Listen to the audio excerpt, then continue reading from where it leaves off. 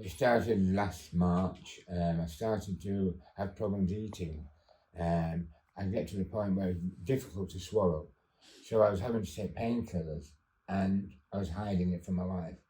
And I got to the point where the only way I could swallow food was with a drink with it at the same time. So I couldn't just eat food on its own. I had to have a drink with it to enable the food to actually go down.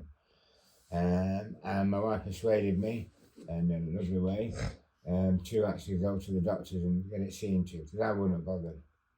Seriously, I wouldn't have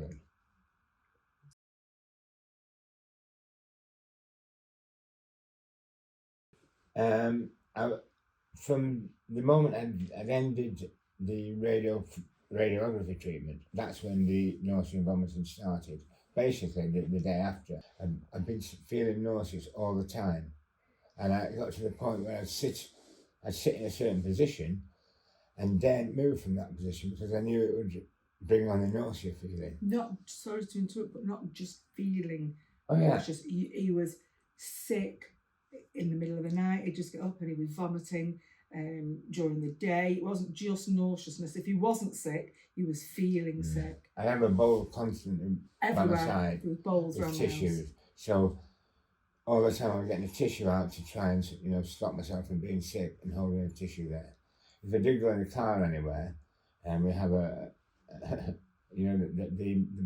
cardboard bowls that they give you, look like little hats.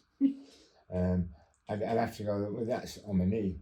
One occasion leaving Christie's, we had to pull up while I was sick at the side of the road. It's terrible. But it was the feeling of sickness. It was just as bad as actually being sick. My throat dries a bit. Even this short amount of speaking, I can feel my throat drying now already. So it's a good job I can speak then. Yeah. So that's my speaking part there. Regarding that question that you just asked, I think what had happened on that was that Allan had gone through the whole list of, metoclopramide, all the things, and nothing was working until Dr. Morris suggested this tablet, and it was like a magic pill. It was just unbelievable. It was just unbelievable. So he'd gone through all this for weeks and weeks and weeks, and he was like a magician. A wonderful magician. So how long have you been on this tablet? About 10 days. 10 days. About 10 days.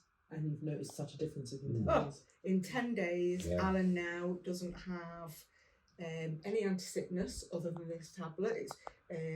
He gave me a little regime to follow. So we reduced the metoclopramide, then we reduced levothyroxine, then he said reduce this, even morphine. And now Allan is just literally on this tablet, a fentanyl patch and some Euclidine. It's just the strip's just gone from there to there. It's fantastic, isn't it? Mm-hmm.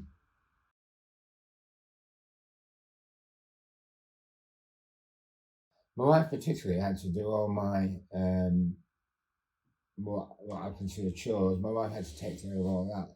And there's only two of us at home, so there's nobody else really involved in it apart from my wife and myself. So I would pass all the chores, as it were, onto my wife. But a lot of the time I would have done stuff, even like taking the bins out. Got to the point where I couldn't push the bins out because it meant me standing and walking. That's for safe. What impact did that have on you?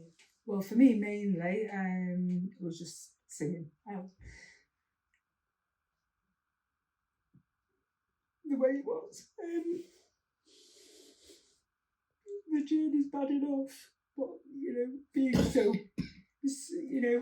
horrifically sick is the worst, because at the beginning of this, I remember Allan saying to me, just don't let me be in any pain or anything like that, and I just tried week after week, just contacting people, pleading with them, to stop it, until the care team here were involved, and initially Dr. Morris, who, if it wasn't for him, I don't know where we would have been now. Probably still at the same, point.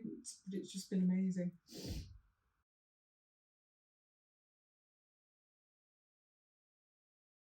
I don't.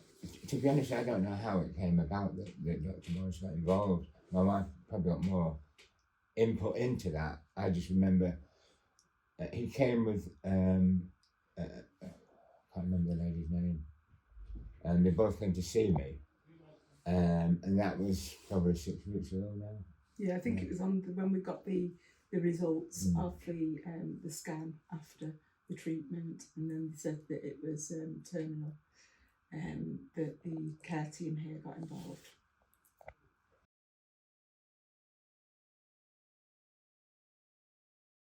Fantastic. Yeah, absolutely amazing. Everybody's been amazing.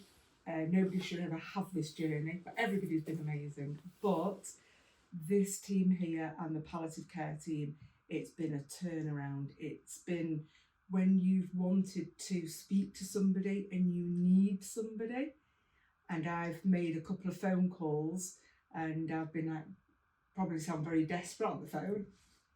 You've just been amazing and just very extremely responsive. Even on Christmas Day, we had 2 lovely young ladies come, and then obviously Dr. Morris, the consultant here, who obviously everybody's amazing, but it's just like you've known them forever. They're comforting, they know how to deal with people, and most of all, he's prescribed a magic pill, which has just been, I just don't even have the words for it. It's just been, because for me to see Allan, even though he's so poorly, not sick, and be sat frightened, and he was frightened when he was sick, because it used to completely just take all his breath, and with the phlegm, and he used to sit in front of him, rubbing his leg, and I could see it. He was petrified. He couldn't catch his breath.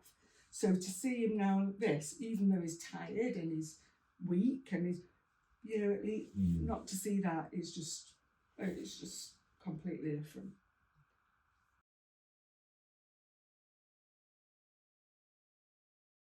It's stopped completely. I don't even feel sick now. Which in itself is a miracle, because I was always afraid of when I got up in the morning. I thought, it's going to start again. And it was quite a shock when it didn't. When I wasn't feeling sick. I remember I'd send my wife a text message every morning to tell her that I was up, and to tell her how I was and how many times I felt sick, and it was getting to the stage that I'm up now, feel okay. Feel okay now. I was like, I didn't get this message like I did 2 weeks before. When I was at work, I was trying to shorten my days, so get home now, or you were phoning, you couldn't speak, and I think once actually I was driving and Dr. Morris had called me, and he could obviously see I was crying on the phone. I just said, I've got to get back home, and he said, well, I'll let you drive safely back, and I'll contact you. And that was one of the first conversations I'd had, but so just being like that is just, it's just comforting.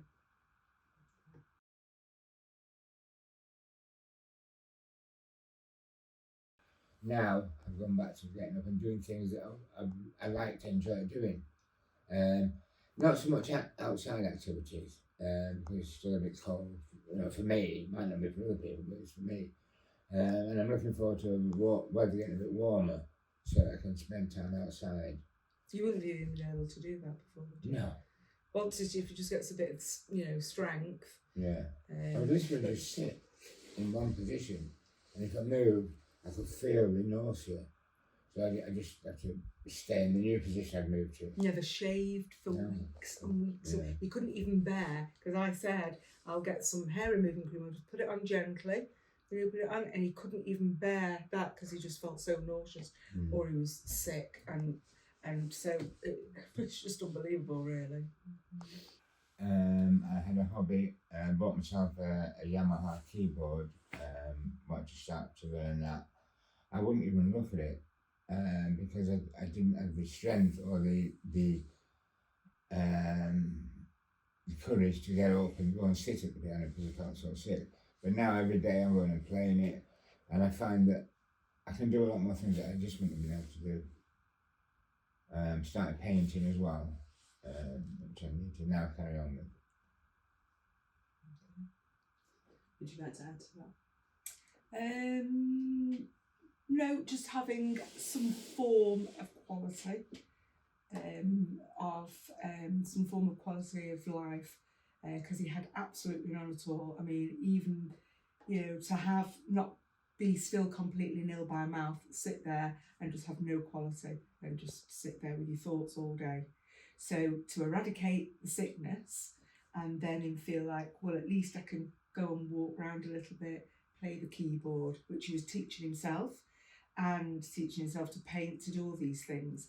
It is life changing. If there was a little pill somewhere that gave Allan a little bit more energy, that would just be a super miracle. But no, it's fantastic. It's just, and they're great here. I don't know what we would have done without them. Everybody's great. I don't mean to sound that nobody else has been lovely, but here they've just been wonderful. Thank you very much. Thank you.